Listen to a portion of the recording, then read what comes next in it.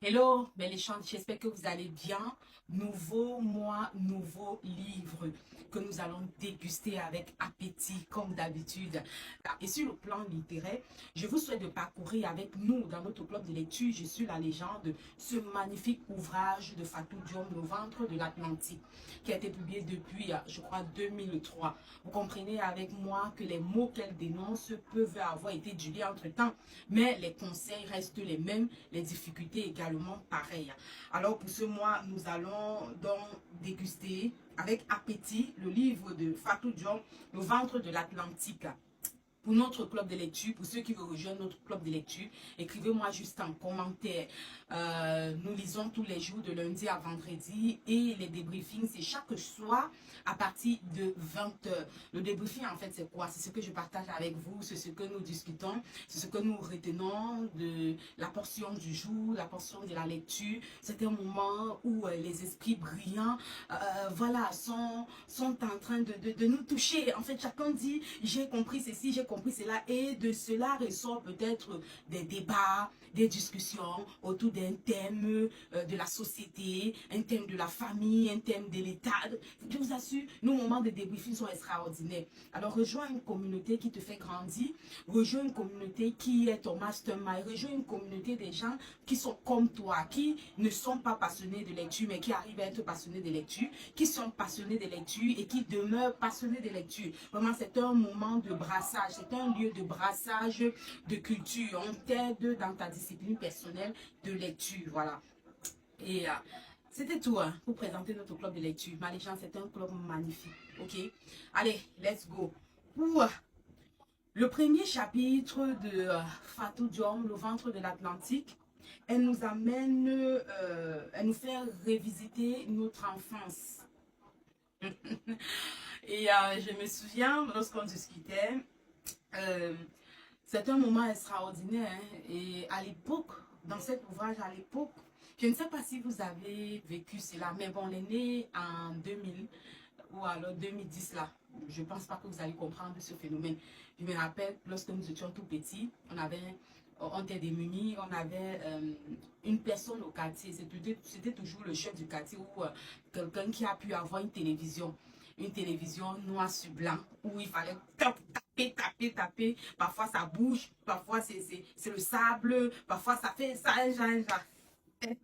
On attendait les séries de vendredi 20h pour voir Marima, les Tortues Ninja. Oh, c'était vraiment un moment extraordinaire où on se rassemblait, tous les enfants du quartier. En fait, elle nous ramène à cette époque où décrire son enfance est quelque chose de magnifique. Et je me rappelle également, à cette époque, il y avait toujours la canne.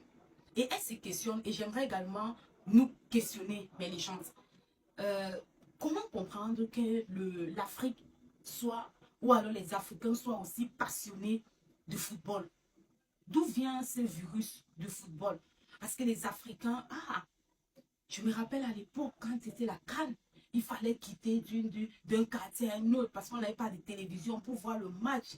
Pour voir le match. Et c'était un seul monsieur au quartier. Il nous faisait le chantage. Il fallait traverser le pont. C'était pas évident. Et même jusqu'aujourd'hui, les hommes aiment le match. Les femmes aussi aiment le match. Pourquoi vous aimez tant le match au détriment de toutes les autres disciplines sportives? On a le volley, on a le basket, on a le tennis, on a le golf, on a on va encore dire quoi? Il y a plusieurs activités. Mais pourquoi l'amour? Pourquoi c'est tellement poussé sur le football? Parce que peut-être le football est assez vulgarisé par rapport au volley beach. Peut-être parce que le football regorge beaucoup, beaucoup, beaucoup d'argent, brasse beaucoup de liasses de billets de banque. Peut-être parce que le football rassemble. Et je me rappelle, j'aimerais faire un clin d'œil ici à l'association Tournoi Afrique. Le mois passé, nous avons organisé une grande compétition de football et c'était magnifique. J'ai vu un football qui rassemble. Non, les Camerounais aiment le football. Et les Camerounais aiment le football et ils aiment jouer au football. La santé. Un petit championnat comme ça, je te dis que les gars sont allés à gauche, à droite. Le match était magnifique. Vraiment. D'où vient cet amour pour le football? D'où vient cet amour? Aujourd'hui, on a des célèbres footballeurs, à l'instar de Roger Mila, de Samuel Eto'o, d'Alexandre Son, de Rigobert Son, de Shinju, de toutes ces personnes, les Baleba, toutes ces personnes, les Baleba et les Mbappé, tous ces gens-là qui aujourd'hui gagnent leur vie au travers du football. C'est vrai que le football est bon payeur. Mais qu'est-ce qu'il y a que cet amour devient de plus en plus intense? L'auteur raconte l'histoire de son frère qui aime tellement, m'a dit que son frère qui aime tellement le football. C'est-à-dire que quand il appelle Fatou, la seule, en fait, dans le contexte, pour vous mettre dans le contexte, il regardait la finale de, je crois que c'était une finale, je ne me rappelle plus bien, et la télé s'était gâtée avant les tirs au but. Voilà, avant les tirs au but de Maldini, vraiment pour les passionnés, vraiment, venez écrire en commentaire. Et il a appelé sa soeur depuis la France pour avoir la fin, qui a gagné, qui a... Et quand il appelle, Fatou Diom veut lui poser la question, comment va la famille, comment... Non, il est intéressé, il est passionné, il appelle que pour le football. Est-ce qu'il y a les jeunes comme ça dans ton quartier, Maléja? Est-ce qu'il y a les gens autour de toi? Parce que vraiment, moi, je suis autour des gens qui aiment le football à un niveau. Je me rappelle, j'aime le football. Je ne dis pas non. Je me rappelle de l'époque de Samuel Eto'o et Didier Drogba de Barcelone et Chelsea. Ah, ah, oh là là! C'était extraordinaire depuis Eto'o quand il était à Majorque. Non, mais bravo à ces champions. Ça, ce sont des personnes qui ont réuni le vert, rouge et jaune à l'extérieur et dans le monde. Aujourd'hui, on a plusieurs cannes et voilà, bravo à toutes ces personnes. Voilà, c'était la première partie de ce chapitre 1 de Fatou Diop.